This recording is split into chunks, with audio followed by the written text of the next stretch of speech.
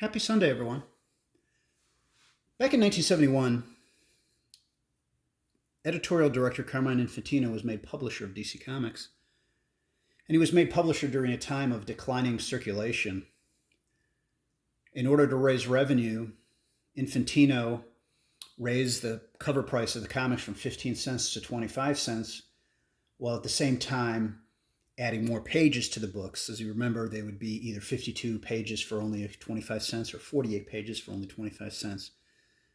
The additional pages usually consisted of reprints and new backup features as well within each title. I think this was a great time to be a collector, whether you're collecting now to get these books or back then.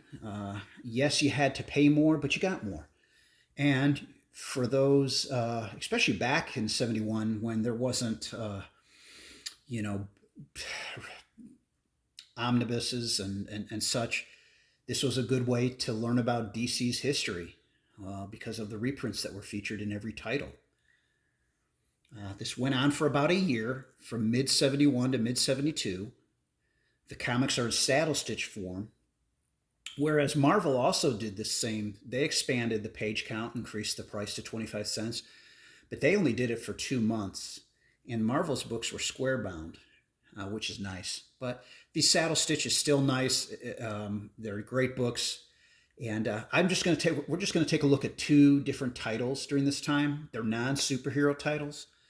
And when I got back into collecting, I started expanding beyond the superhero genre. And so these are two examples of that. So let's get right into it. The first one is DC's Star Spangled War Stories. This is issue number 158, September 1971. Obviously, this is the great Joe Kubert on the cover. And he's on the cover of all, I think there's 6 of these that I have of Star Spangled War Stories. He's the cover artist, and I think does a lot of the inside art as well. And this is probably, of the 6, my favorite cover. And just the look on the faces of all the prisoners, especially the children, the little girl holding the Raggedy Ann doll. The spy among you has 3 seconds to step forward or you all die. Of course, they also did the bigger and better little slogan on the side. This is number 158. 159, also a full-length Enemy Ace story, The Hammer of Hell. November 159. Again, the great Joe Kubert on the cover. These books, the Star Spangled War Stories, these 6, are some of my favorite comics that I have in my collection. This is number 160. Now it's 48 pages for only 25 cents. This was the first one I bought of Star Spangled War Stories in this larger format. I bought it off of from Quality Comics in Alabama. And I don't know, I was just looking at the cover, and I'm like, that is just the coolest looking cover. And I strictly bought it because of the cover, obviously Joe Kubert. And if I'm not mistaken, this was formerly a slabbed book that somebody freed from its enclosed tomb. And Quality Comics had, even though it was a 9.2 at the time, Quality Comics sold it as a very fine plus. And it's probably right up there with the 158, with this one as my favorite cover. This is my favorite cover, but this, if I had to pick a second, number 2, that's it. Even though it's hard to pick a favorite. Number 161, March cover date, 1972. Now, see how it went from 48 pages for 25 cents? Now it's 52 big pages. Don't take less, only 25 cents. The Unknown Soldier makes a jump into hell. Great cover. Great cover. May 1972, number 162. Again, 52 big pages. Don't take less, only 25 cents. Coward or Hero. And I think there's just one more. Again, this is a great cover as well.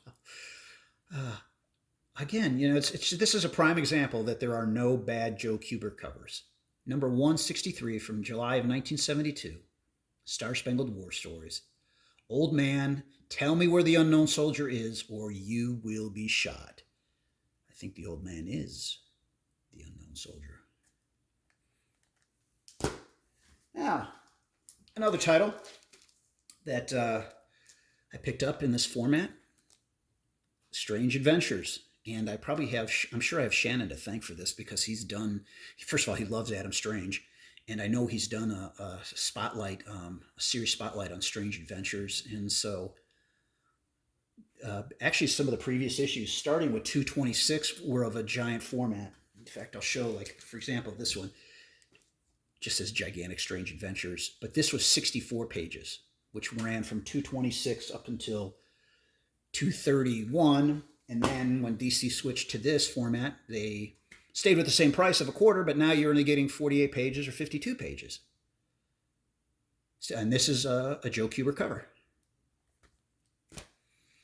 This is, I believe, is a number 233, December of 1971. Now you're at 48 pages, only 25 cents. I'm almost positive that's Murphy Anderson on the cover. Then the next month, or the next issue, 234, 52 pages, 52 big pages, don't take any less than 25 cents. And that's a Joe Kubert cover. And I would say that is my favorite cover from Strange Adventures, from this size format. This is a good one too, though. Number 235. And this is the second from the last one, excuse me. April 1972, 52 pages. I like this one a lot, of course, because the Justice League's on it. And that is Carmine Infantino on the pencils, and that's Neal Adam inks. He's inking Carmine Infantino on this cover. Last one, number 236, back to Murphy Anderson from June. And as I said, real quick, I'll just show them. Previously, they were still 25 cents, starting at 226. But they were gigantic. That's just how they advertised it. But I mean, 64 pages. Atomic Knights, that was cool. They were cool. This is Joe Kubert on the cover, by the way, if you couldn't tell. Number 227.